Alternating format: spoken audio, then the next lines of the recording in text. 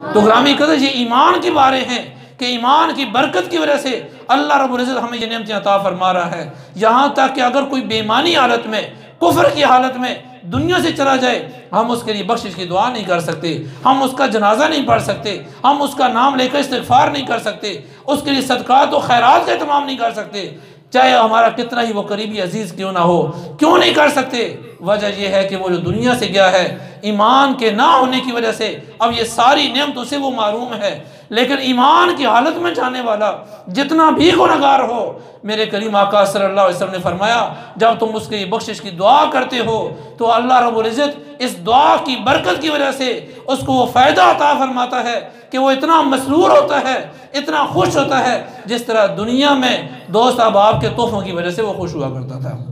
تو یہ ساری بہاریں، یہ ساری نعمتیں ایمان کی وجہ سے ہیں۔ گویا ایمان وہ نعمت ہے جس نعمت کی وجہ سے اللہ زندوں کو بھی فائدہ عطا کر رہا ہے، مردوں کو بھی فائدہ عطا کر رہا ہے۔ لیکن گرامی قدر یہ ایمان کی نعمت ہمیں ملتی کیسے ہے؟ کیا نماز پڑھنے سے ہمیں ملتی ہے؟ کیا روزہ رکھنے کی وجہ سے ملتی ہے؟ کیا زکوٰۃ دینے کی وجہ سے ملتی ہے؟ نہیں۔ اگر ہمیں نماز، روزہ، زکوٰۃ و حج اور جتنے بھی ہمارے معاملات اللہ رب العزت نے ہمیں عطا فرمائے، یہ عطا فرما کر اللہ رب العزت نے ان لوگوں کے لیے خاص کر دیے کہ جن کے دامن میں ایمان کا نور ہے۔ تب ہی فرمایا یا ایھا الذین آمنوا کہہ کر نماز کا ذکر کیا، آمنوا کہہ کر روزے کا ذکر کیا، آمنوا کہہ کر زکوٰۃ کا ذکر کیا، آمنوا کہہ کر حج کا ذکر کیا۔ یہ ساری باتیں تمہیں فائدہ تب دیں گی، یہ ساری نعمتیں تمہاری زندگی میں باریں تب لے کر آئیں گی، یہ ساری نعمتوں کی وجہ سے، عبادات کی وجہ سے تمہیں قرب الہی تب ملے گا جب تمہارے دامن میں یا ایھا الذین آمنوا کا نور ہوگا۔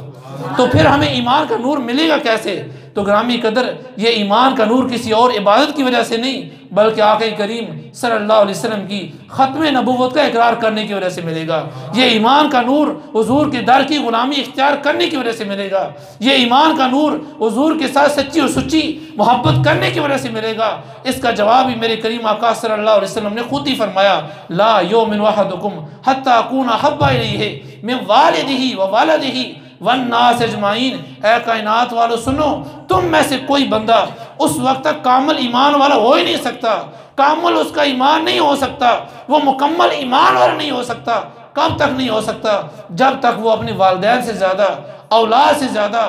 تمام کائنات کے لوگوں سے بڑھ کر مجھ سے محبت نہیں کرے گا، اس وقت تک اس کا ایمان مکمل نہیں ہوگا۔ تو گویا یہ ایمان کی جو کاملیت کا جو معیار رکھا گیا، ایمان کی کاملیت کی جو بنیاد رکھی گئی، وہ کوئی اور عبادت نہیں رکھی گئی، وہ حب مصطفیٰ کا نور رکھا گیا۔ ایمان کی کاملیت کے لیے جتنا ہمارے دل کے اندر حب مصطفیٰ کے اجالے ہوں گے، جتنا عشق رسول کا سرمایہ ہوگا، جتنا ہمارے پاس محبت رسول کی کرنیں ہوں گی، اتنا ہی اللہ رب العزت ہمارے ایمان کو کامل فرما دے گا، اتنا ہی ہمارے اللہ رب العزت ہمارے ایمان کو مکمل فرما دے گا۔ اور یہ ایمان وہ ایمان ہے کہ جب ہمارے دلوں میں رچ بس جاتا ہے تو پھر ہم کوئی عام نہیں رہتے، پھر ہمارا مقام یہ ہوتا ہے کہ اللہ رب العزت کے پیارے حبیب صلی اللہ علیہ وسلم کی امتیوں میں ہم شامل ہو جاتے ہیں۔ حضور کی امتی ہونا یہ کوئی عام بات نہیں بلکہ یہ وہ اعزاز ہے کہ اللہ رب العزت نے قرآن پاک میں جب امتیوں کا ذکر کیا تو فرمایا کنتم خیر امت، اے میرے نبی کے امتیوں تم کوئی عام نہیں بلکہ تم بہترین امت ہو۔ اور بہترین امت ہماری عبادت کی وجہ سے نہیں کہا گیا، ہمارے زہد و تقوی کی وجہ سے نہیں کہا گیا، ہماری ورع و پرہیزگاری کی وجہ سے نہیں کہا گیا، بلکہ بہترین امت اگر کہا گیا تو حضور کی غلامی کی وجہ سے کہا گیا، حضور کا کلمہ پڑھنے کی وجہ سے کہا گیا۔ اور میرے کریم آقا صلی اللہ علیہ وسلم نے فرمایا اب گویا میرے حضور ارشاد فرما کر کتنی خیر امت ان کی جو تفسیر فرما رہے ہیں، خیر امت ان کے اوپر جو بہترین ہونے کی، جو اعلیٰ ہونے کی، اکرم ہونے کی، اعلیٰ و افضل ہونے کی جو معیار رکھ رہے ہیں، میرے کریم آقا صلی اللہ علیہ وسلم نے فرمایا انتم تتمون 70 امتن، تم وہ امت ہو جس کو اللہ نے 70ویں نمبر پر بھیجا ہے، یعنی تمہارا تمام امتوں میں سے جو نمبر آیا ہے وہ 70واں نمبر ہے۔ اور اللہ رب العزت نے جو تمہیں مقام عطا فرمایا، مرتبہ عطا فرمایا، وہ مرتبہ کیا ہے؟ فرمایا کنتم خیرہا واکرمہا عند اللہ، اللہ رب العزت کی بارگاہ میں تمام امتوں سے اعلیٰ، تمام امتوں سے برتر، تمام امتوں سے اعلیٰ مقام رب نے عطا فرما کر ساری بہتریاں اللہ نے تمہارے دامن میں رکھ دی ہیں۔ گویا عیسیٰ علیہ السلام کی امت بھی اعلیٰ تھی، موسیٰ علیہ السلام کی امت بھی اعلیٰ تھی، وہ امت جس کے اوپر بادل سایہ کرتے تھے، وہ امت جس کے لیے آسمان سے من و سلوہ کا نزول ہوتا ہے، وہ امت جس کے لیے درائے نیل کا سینہ شق کر دیا جاتا ہے، وہ کتنی اعلیٰ امتیں ہیں جن کے رب نے قرآن میں ذکر کر کے فرمایا، اور وہ بنی اسرائیل کی امت جس کو رب نے فرمایا فضلتکم علی العالمین، کہ ہم نے کائنات والوں کے اوپر تمہیں فضیلت عطا فرمائی۔ ابراہیم علیہ السلام کی امت اعلیٰ، اسماعیل علیہ السلام کی امت اعلیٰ، یعقوب علیہ السلام کی امت اعلیٰ، بڑی بڑی شان والی امتیں ہیں، لیکن نبی کی نسبت کی وجہ سے، نبی کا کلمہ پڑھنے کی وجہ سے قیامت تک کے اوپر جو بھی محمد رسول اللہ کہنے والا ہوگا، جو بھی حضور کا کلمہ پڑھنے والا ہوگا، میرے کریم آقا نے فرمایا کنتم خیرہا واکرمہا عند اللہ، رب نے تمہیں تمام امتوں سے اعلیٰ اور برتر مقام عطا فرما دیا ہے۔ تو گرامی قدر، ہمارے اس دامن میں جو نیکیاں ہیں،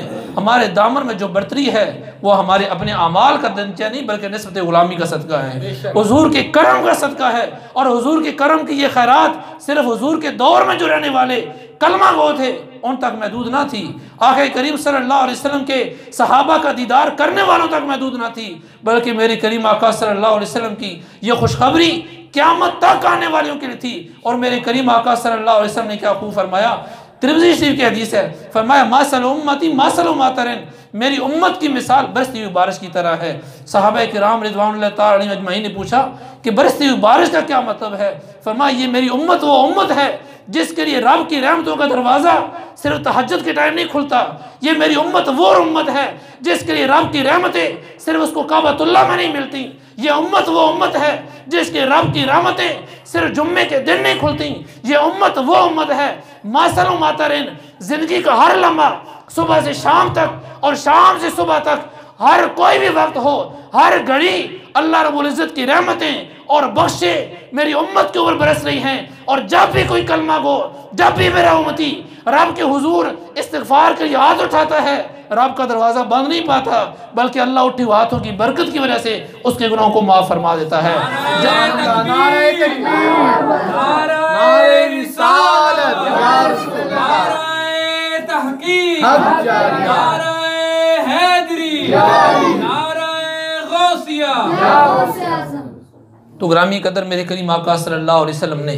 برستی ہوئی بارش کی مثال دے کر فرمایا کہ جس طرح بارش برس کر زمین کا ہر خطے کے اوپر، ہر جگہ کے اوپر بارش نہیں دیکھتی کہ میں کس جگہ بھی برس رہی ہوں، نہ اچھی جگہ دیکھتی ہے نہ بری جگہ دیکھتی ہے، نہ امیر کا گھر دیکھتی ہے نہ غریب کا کلی دیکھتی ہے، جہاں پر بھی زمین کا خطہ، چاہے وہ اونچائی والی جگہ ہو یا کمی والی جگہ ہو، ہر جگہ میں بارش پہنچ کر اس جگہ کو فیض دیتی ہے، سیراب کرتی ہے۔ تو فرمایا میری امتیوں تمہاری مثال بھی برستی ہوئی بارش کی طرح ہے، کوئی جھونپڑی میں بیٹھ کر بھی رب کو یاد کرنے والا ہوگا، یا محل میں بیٹھ کر بھی رب کو یاد کرنے والا ہوگا، کوئی پھٹے پرانے بوسیدہ لباس پہن کر بھی رب کے حضور فریاد کرنے والا ہو، یا کوئی عالیشان گھر میں بیٹھ کر رب کے حضور فریاد کرنے والا ہو، میں رب وہ رب ہے جو میری وجہ سے میری امت کو خالی نہیں لٹاتا بلکہ اٹھی ہوئے ہاتھوں کی لاج رکھ کر رب کرم فرماتا ہے۔ یہاں تک کہ میرے کریم آقا صلی اللہ علیہ وسلم نے فرمایا ادھر سیاہ شام کے جب اجالے پھیلتے ہیں، رب کی رحمتوں کی آوازیں بلند ہوتے ہیں